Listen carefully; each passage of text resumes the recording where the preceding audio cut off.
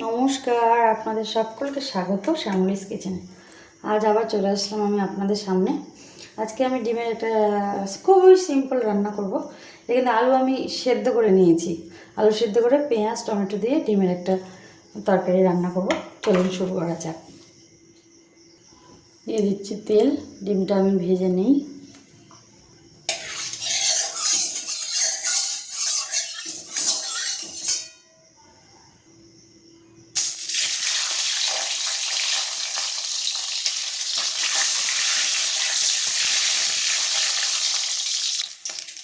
ডিমটা আমার মোটামুটি ভাজা হয়ে গেছে।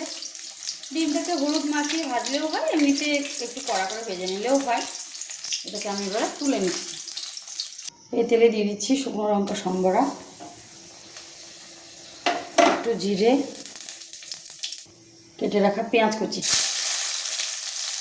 পেঁয়াজটা ভাজা হতে আমি এই সেদ্ধ করা আলুটাকে একটু করে হাত দিয়ে এভাবে টুকরো করে নিচ্ছি। আলুকে আমি ভাজবো না, সরাসরি রান্নাতে ব্যবহার করব। পেঁয়াজটা জাস্ট এরকম ভাজা ভাজা হলেই হবে। এখনই আমি দিয়ে দেবো এর মধ্যে কেটে রাখা টমেটোগুলো।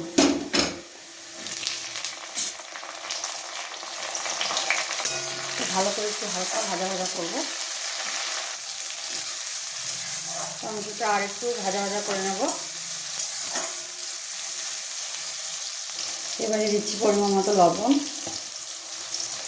হলুদ গুঁড়ো, দিচ্ছি জিরে গুঁড়ো, আর দিচ্ছি লঙ্কার গুঁড়ো।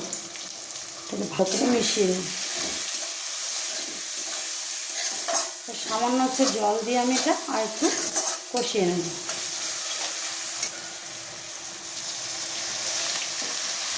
এই রান্নাটা আমাদের বাড়িতে তো আমরা পছন্দ করি, বেশি বাটা বুটো বেশি কিছু করতে হয় না। আর শীতকালে তো নতুন আলু যদি হয় তাহলে এই রান্নাটা খেতে খুবই অসাধারণ হয়। একটু কষিয়ে নিয়ে আমি এবারে দিয়ে দিচ্ছি সেদ্ধ করে রাখা আলুগুলো, দিয়ে বেশ খানিকক্ষণ আমি এটাকে কষাতে থাকবো।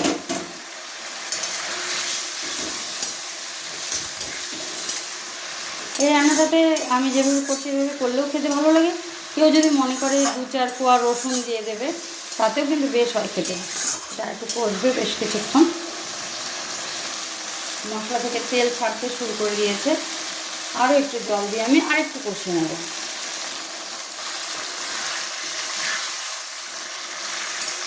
এই জলটা শুকিয়ে আসলেই আমার মোটামুটি রান্নাটা কষানো হয়ে আসবে।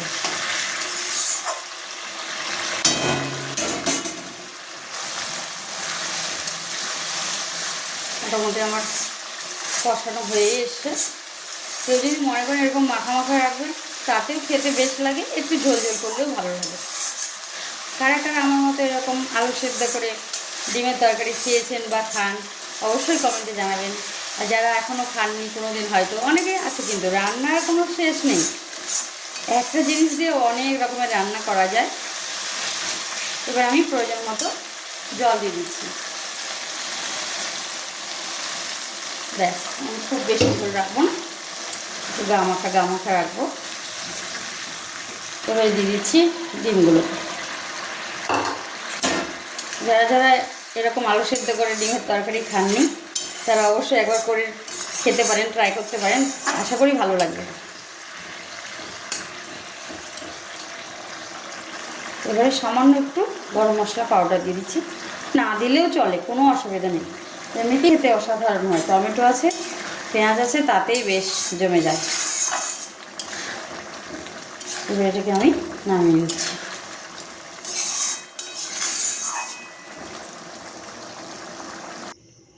রেডি আমার খুব সহজ একটা রেসিপি, আলু সেদ্ধ করে ডিমের তরকারি।